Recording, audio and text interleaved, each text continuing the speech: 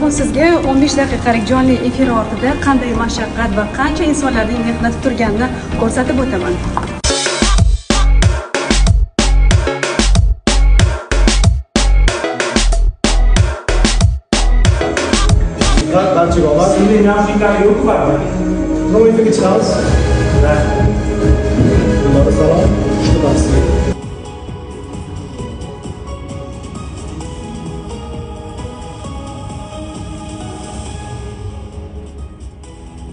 Assalomu alaykum. Efirda yangiliklar hukumat informatsion dasturi, studiyada Dildora Sadullayeva.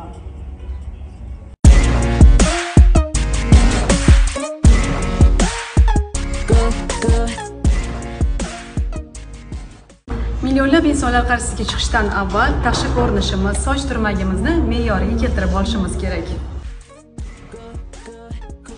Hozir mana efirga 10 daqiqa qoldi. Bosh muharririmizdan efir matnini olishim kerak.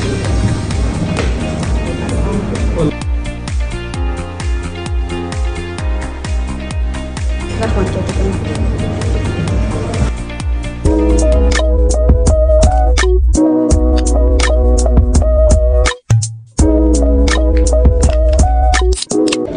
Hozir sizni jonli efirdagi eng muhim jarayonlarni amalga oshiruvchi boshqaruv pulti xonasi bilan tanishtirib o'taman. Bu yerda rejissyor va uning jamoasi faoliyat olib boradi. Keling, jarayon bilan biroz tanishamiz.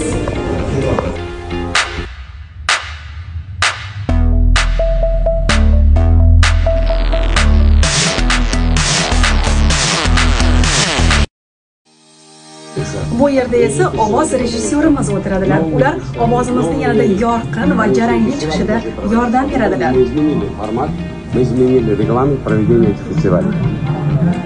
Действительно, это очень такое масштабное событие. Hozir men quloqchin, ya'ni imkonni taqib olishim kerak, sababi bu orqali rejissyorimiz bilan bog'lanib turishimga to'g'ri keladi. Jonli efirda turli xil o'zgarishlar bo'lib qolishi mumkin. Ana shu paytda menga rejissyorimiz mana bu matnni o'qing yoki Dildora hozir mana bu lavha keladi, hozir bizda ulanish bor deb aytib o'tadilar va biz mana shu texnika orqali ular bilan bog'lanib turamiz.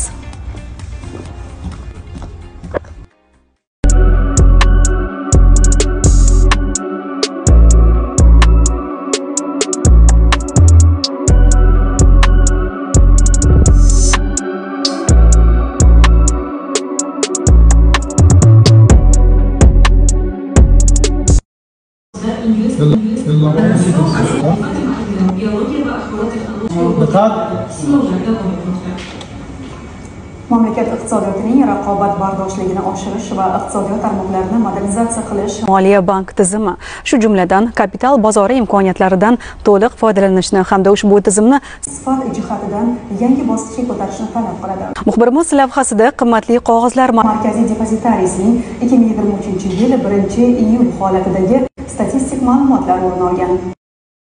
Bular esa surdo tarjimonimiz. Ular bizni so'zlarimizni imo-ishora tiliga tarjima qilib, eshitishda va gapirishda nuqsoni bor insonlarga yangiliklarimizni yetkazib beradilar. Aslida kadr ortida yana ko'pchilikning mehnati bor. Ular haqida esa keyinroq gaplashamiz. Qancha rahmat uchun